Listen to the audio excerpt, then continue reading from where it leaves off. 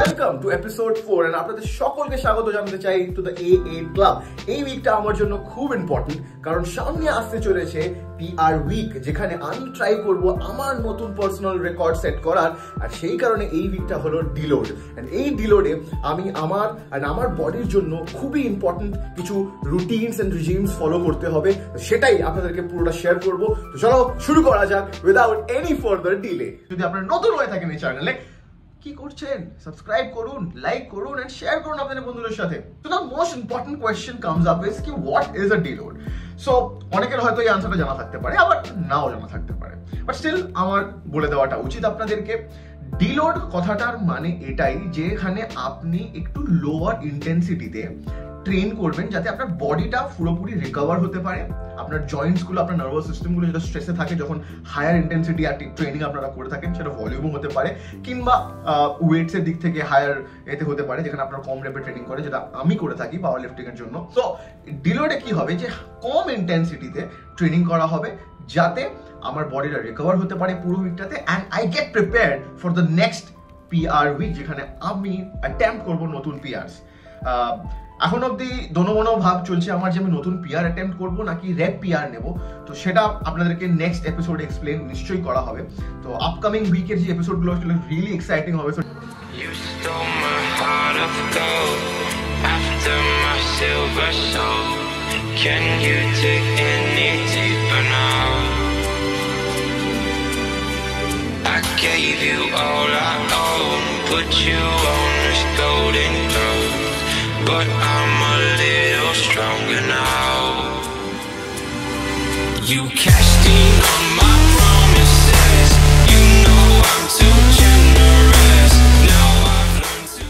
যেহেতু এটা ডিলোড উইক, তাই আমার আজকে ডেডলিফটের সেশন ছিল হচ্ছে 120 কেজিস দিয়ে দুটো সেট, 3টে করে রেপ। মানে বুঝতেই পারছেন যে একটা moderate weight and moderate reps and moderate sets.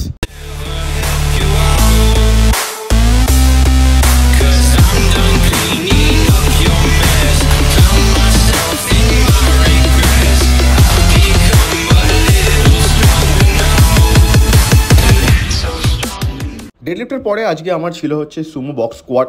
কোথাও না কোথাও এই সুমো বক্স স্কোয়াটগুলো আপনাদের গ্লুটস অ্যান্ড হ্যামস্ট্রিংসগুলো ভালো বিল্ড করতে হেল্প করে, আর প্লাস সবসময়তেই স্কোয়াটের ডেপথ অ্যান্ড কন্ট্রোলের জন্য এই এক্সারসাইজটা পারফর্ম করা হয়। কোথাও না কোথাও আপনাদের মোবিলিটি অ্যান্ড ফ্লেক্সিবিলিটি সেগুলো অন টেস্ট তো হয়েই থাকে।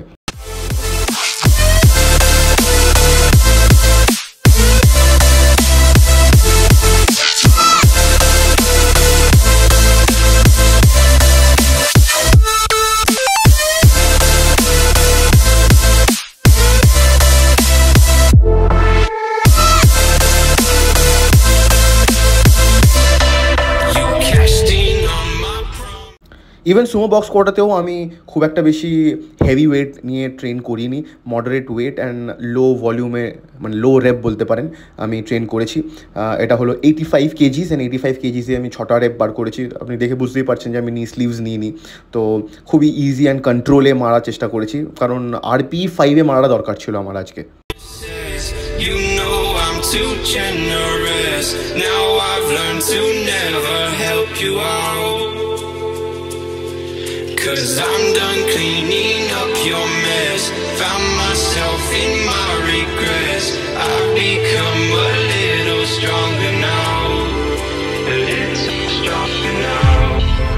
A little stronger now. A little stronger now. A little stronger now. You cashed in on my promises. You know I'm too generous. Now I've learned to never help you out. 'Cause I'm done cleaning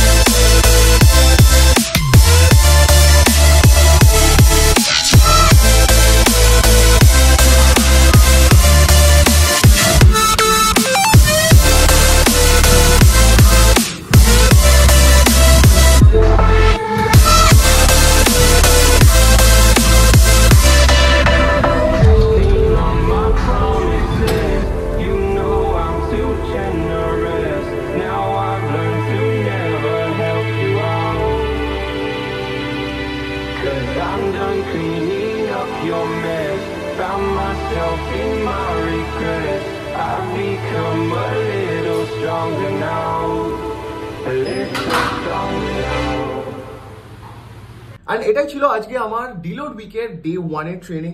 so এই উইকটা পুরোটাই এরকম ভাবেই training করবো and next উইকের জন্য ভালো করে recovery করবো।